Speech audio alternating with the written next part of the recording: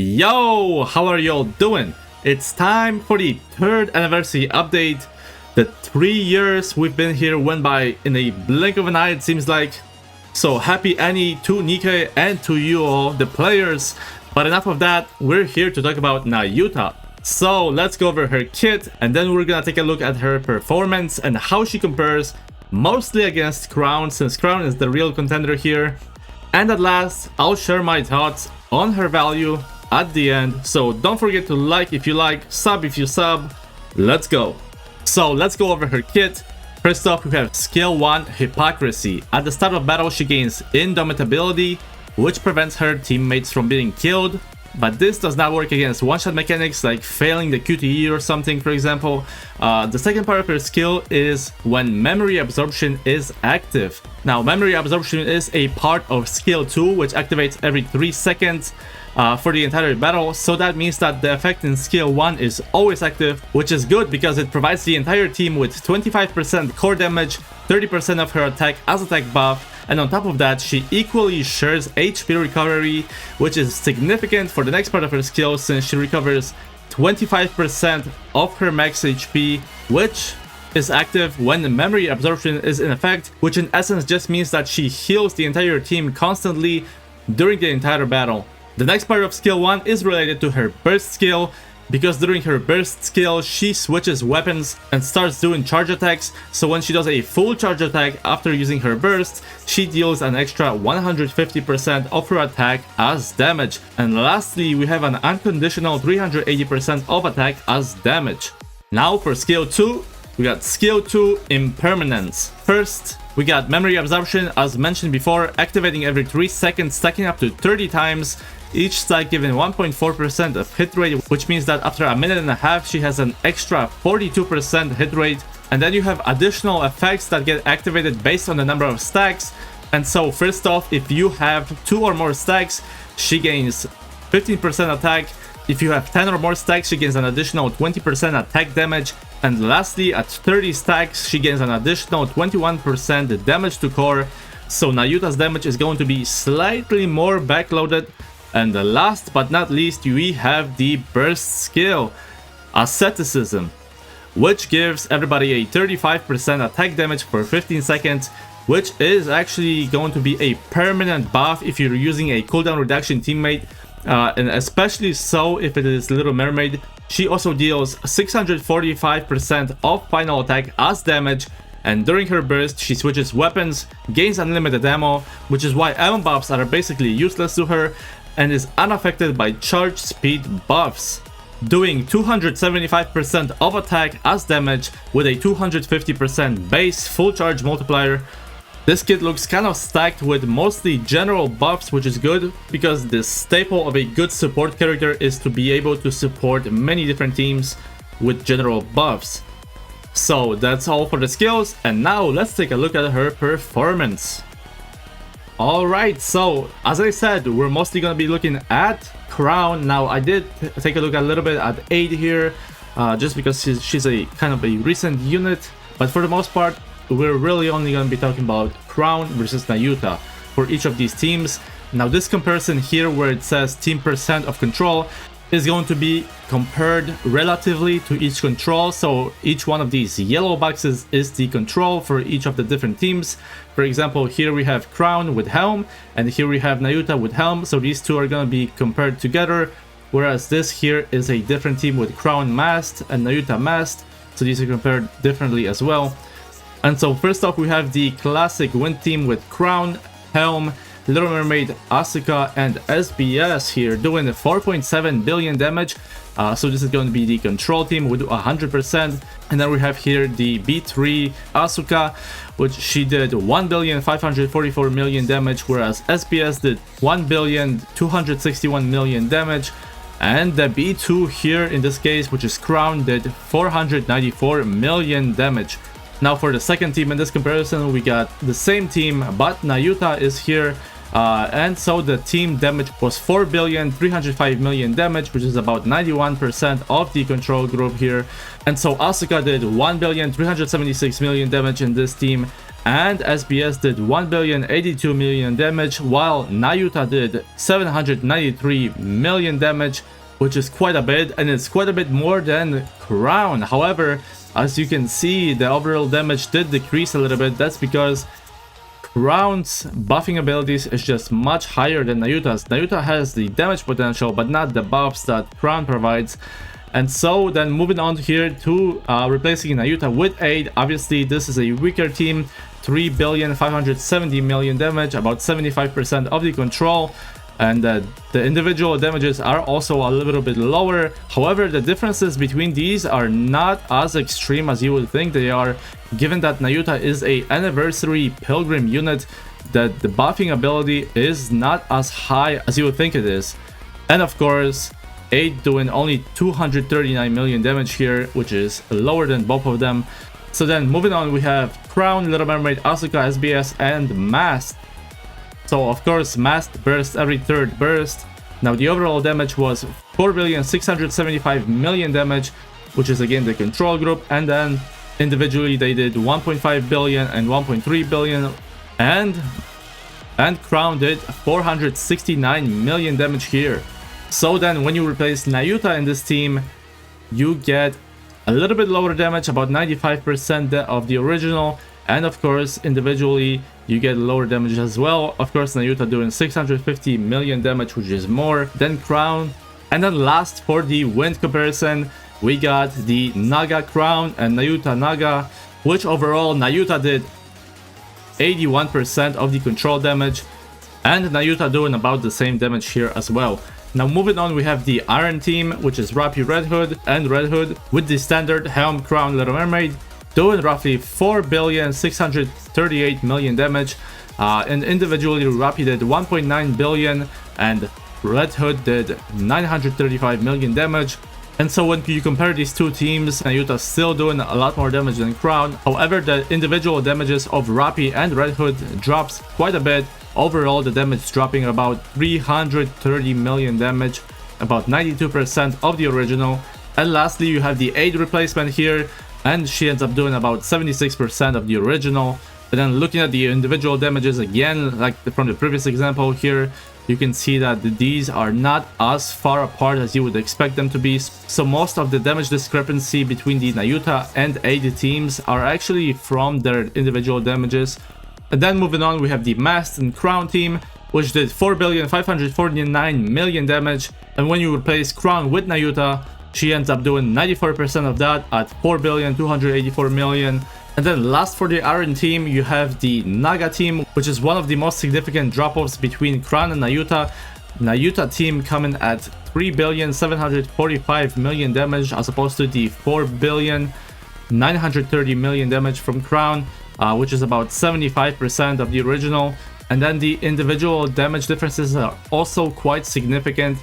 Rappi coming in at 2.194 billion damage for the Crown team, whereas then with Nayuta doing only 1,593 million damage, and it's about the same ratio for Red Hood.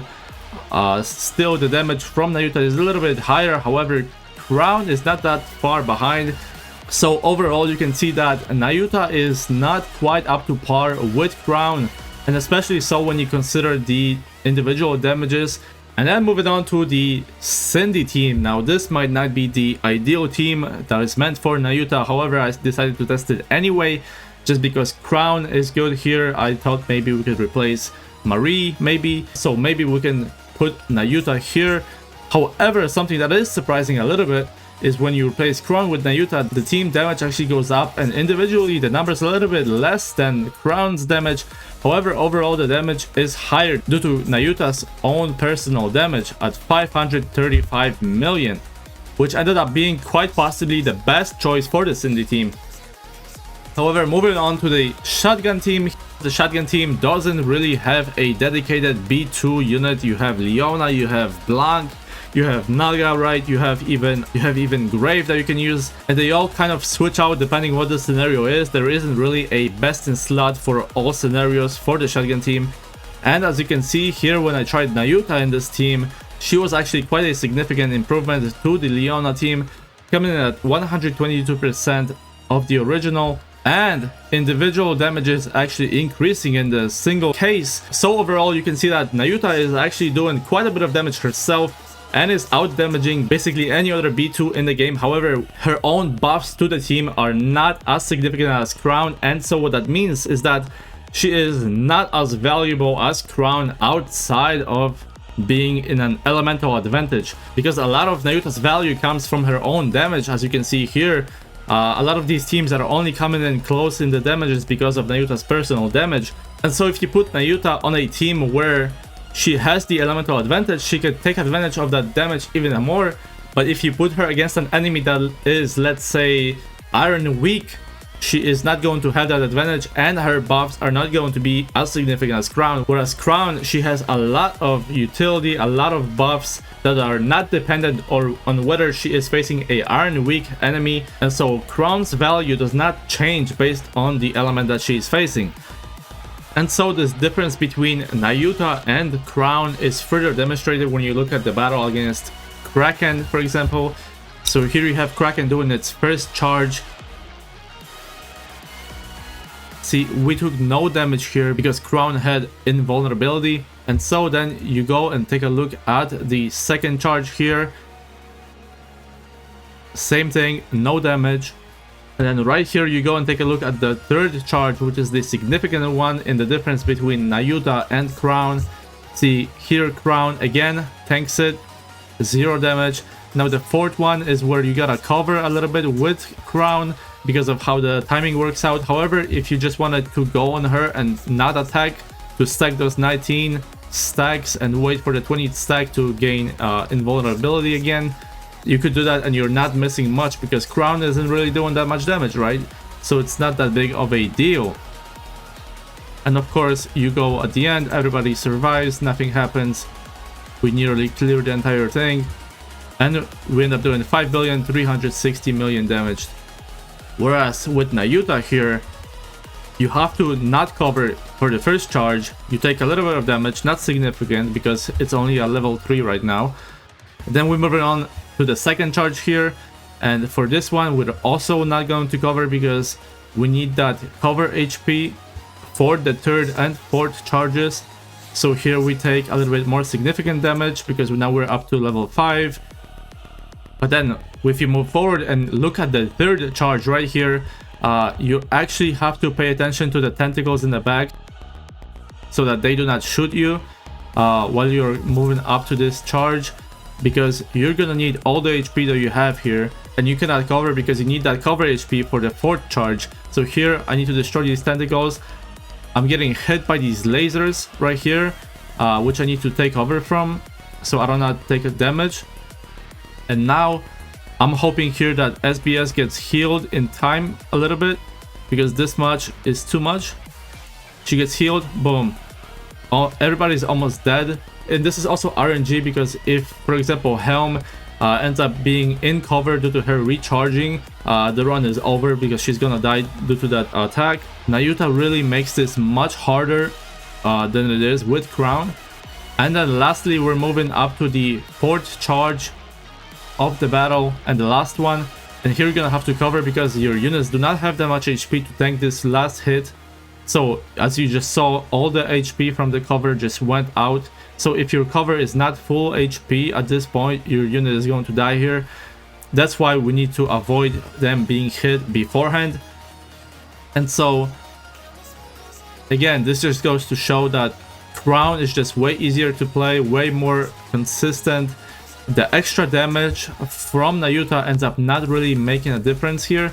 As you will see right at the end, we end up doing less damage overall, 5,118,000,000 damage here. So even in this case where Nayuta is supposed to be shining against a wind weak enemy, she ends up not doing that great, and Crown is, even in this scenario, proving to be the superior unit. And so in conclusion, Nayuta is not as good as Crown, both in the team damage and in utility. But take that as you will. Now let's go over the investment. So first off, I would recommend going for skill 1 to level 10, skill 2 to level 7, and burst skill to level 10 again. And so for skill 1 going to 4, 7, 10, Her personal damage goes up by 10%, 7%, and 3% respectively, while the DPS increases about 3% per 3 levels. For skill 2, she has no effect on any other teammates, whereas her own damage increases by 1.4%, 5%, and 9% respectively. And for burst skill, her personal damage goes up by 22%, 15%, and 9% respectively, whereas the B3 DPS increases by about 3% per 3 levels. So I would prioritize going for burst skill, and then skill 1, and then lastly skill 2.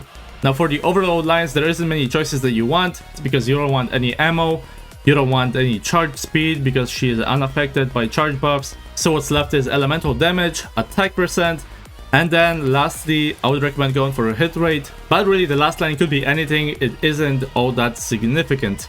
So that's gonna do it for the damage section. So now let's move on to my final thoughts. So Nayuta ended up not being the crown killer that many people are looking for. The king has yet to be dethroned, and her reign is supreme and uncontested.